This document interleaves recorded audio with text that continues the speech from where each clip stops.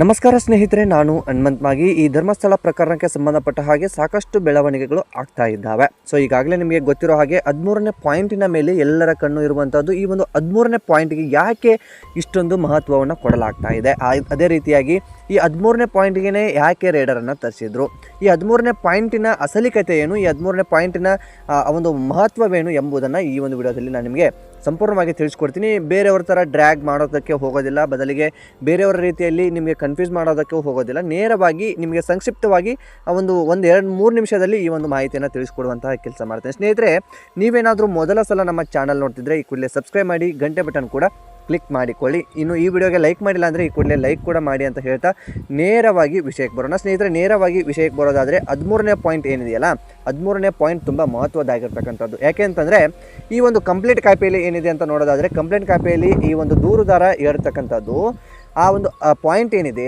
ಆ ಒಂದು ಪಾಯಿಂಟಲ್ಲಿ ನಾನು ಕಡಿಮೆ ಅಂದರೂ 7ರಿಂದ 8 ಶವಗಳನ್ನು ಹೂತಾಕಿದ್ದೀನಿ, ಅಲ್ಲಿ ಖಂಡಿತವಾಗಿಯೂ ಕೂಡ ಶವಗಳು ಸಿಕ್ಕೇ ಸಿಗ್ತವೆ ಎಂಬ ಮಾತನ್ನು ಹೇಳಿಕೊಂಡಿರ್ತಕ್ಕಂಥದ್ದು. ಈ ಅನಾಮಧೇಯ ವ್ಯಕ್ತಿ ಗುರುತಿಸಿರುವಂಥ ಸ್ಥಳ ಏನಿದೆ, ಆ ಒಂದು ಸ್ಥಳಕ್ಕೆ ಮೊದಲಿಗೆ ಆ ವ್ಯಕ್ತಿ ಊತ ಹಾಕಿರ್ತಾನೆ. ಆ ಒಂದು ಊತ ಹಾಕಿ ಆದ ಮೇಲೆ ಈಗ ಆ ಒಂದು ಸ್ಥಳ 15ರಿಂದ 20 ಅಡಿವರೆಗೂ ಕೂಡ ಬೇರೆ ಮಣ್ಣು ಅಲ್ಲಿ ತಂದು ಹಾಕಲಾಗಿದೆ ಅಂತ ಹೇಳಲಾಗ್ತಾ ಇರುವಂತಹದ್ದು. ಇನ್ನು ಕಡಿಮೆ ಅಂದರೂ 20 ಅಡಿವರೆಗೂ ಕೂಡ ಇಲ್ಲಿ ಅಗಿಬೇಕು, ಆಗಲೇ ಮಾತ್ರ ಇಲ್ಲಿ ಶವ ಸಿಗೋದಕ್ಕೆ ಸಾಧ್ಯ, ಅಸ್ಥಿ ಪಂಜರ ಸಿಗೋದಕ್ಕೆ ಸಾಧ್ಯ ಎಂಬುವ ಮಾತನ್ನು ಹೇಳಿರ್ತಕ್ಕಂಥದ್ದು. ಆ ವ್ಯಕ್ತಿ ದೂರುದಾರ ಹೇಳಿರುವ ಪ್ರಕಾರ, ಅವನ ಬೇಡಿಕೆಯ ಪ್ರಕಾರ SIT ತಂಡ ಹೊರಟಿರ್ತಕ್ಕಂಥದ್ದು. ಹಾಗಾಗಿ ಆರಂಭದಲ್ಲಿ ಅಂದರೆ ನಿನ್ನೆ ನಡೀತಾ ಇರಬೇಕಂತ ಉತ್ಖನನ ಕ್ರಿಯೆಯಲ್ಲಿ ಆರಂಭದಲ್ಲಿ ಒಂದು ಚಿಕ್ಕ JCB ತರಿಸಿ, ಈ ಕೆಲಸಕ್ಕೆ ಸಮಯ ತುಂಬ ಹಿಡಿಯುತ್ತೆ ಅನ್ನೋ ಒಂದು ಕಾರಣದಿಂದಾಗಿ ಮತ್ತೆ ಒಂದು ದೊಡ್ಡ JCB ತಂದು ಅಲ್ಲಿ ಉತ್ಖನನ ಕ್ರಿಯೆಯನ್ನು ಪ್ರಾರಂಭಿಸ್ತಾರೆ. ಅದಾದ ಬಳಿಕ ಒಂದು ಈ ದೂರುದಾರ ಹೇಳಿರುವ ಪ್ರಕಾರ 15 ಅಡಿವರೆಗೂ ಕೂಡ ತೆಗಿತಾರೆ, 20 ಅಡಿವರೆಗೂ ಕೂಡ ತೆಗಿತಾರೆ. ಆದರೆ ಯಾವುದೇ ರೀತಿಯಾದಂತಹ ಅಸ್ಥಿ ಪಂಜರಕ್ಕೆ ಸಂಬಂಧಪಟ್ಟಂತಹ ಯಾವುದೂ ಕೂಡ ಸಿಗೋದಕ್ಕೆ ಸಾಧ್ಯವಾಗೋದಿಲ್ಲ.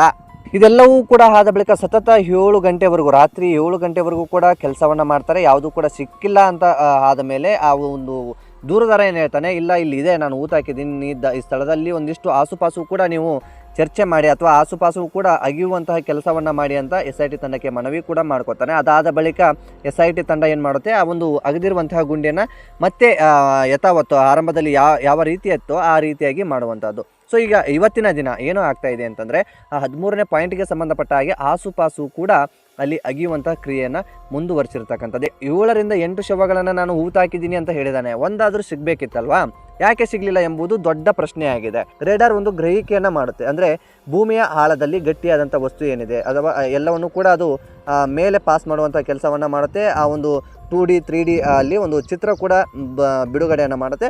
ಸೊ ಅದರ ಆಧಾರದ ಮೇಲೆ ತಜ್ಞರು ಏನಿರ್ತಾರೆ, ರೇಡಾರ್ನ ನಡೆಸುವಂಥ ವ್ಯಕ್ತಿಗಳೇನಿರ್ತಾರೆ, ಅವರಿಗೆ ಒಂದು ಪ್ಲ್ಯಾನ್ ಗೊತ್ತಾಗುತ್ತೆ. ಇದು ಈ ಚಿತ್ರ ಇದೆ ಅಂದರೆ ಇದು ಅಸ್ಥಿ ಪಂಜರಕ್ಕೆ ಸಂಬಂಧಪಟ್ಟಿದ್ದು, ಅಥವಾ ಇದು ಕಲ್ಲಿಗೆ ಸಂಬಂಧಪಟ್ಟಿದ್ದು, ಅಥವಾ ಇನ್ನೇನೋ ಬೇರೆ ಬೇರೆ ವಸ್ತುಗಳಿಗೆ ಸಂಬಂಧಪಟ್ಟಿದ್ದು, ಈ ರೀತಿಯಾಗಿ ಅಲ್ಲಿ ಸಂದೇಶ ಪಾಸ್ ಆಗುತ್ತೆ. ಆ ಆಧಾರದ ಮೇಲೆ ಕಂಡುಹಿಡಿಯೋದಕ್ಕೆ ಸಾಧ್ಯ. ಈ ರೇಡಾರ್ ಕೆಲಸ ಏನಪ್ಪ ಅಂತಂದರೆ, ಒಂದು 7ರಿಂದ 8 ಅಡಿ, ಹಬ್ಬ ಅಂದರೂ 9 ಅಡಿವರೆಗೂ ಕೂಡ ಇದು ಭೂಮಿಯಲ್ಲಿ ಏನೇನಿದೆ ಎಂಬುದನ್ನು ಖಂಡಿತವಾಗಿಯೂ ಕ್ಯಾಪ್ಚರ್ ಮಾಡುತ್ತೆ. ಆದರೆ ಈ ದೂರುದಾರ ಹೇಳುವ ಪ್ರಕಾರ ಇಲ್ಲಿ 10ರಿಂದ 15 ಅಡಿ ಆಲ್ರೆಡಿ ಮಣ್ಣು ಬಿದ್ದೋಗಿದೆ.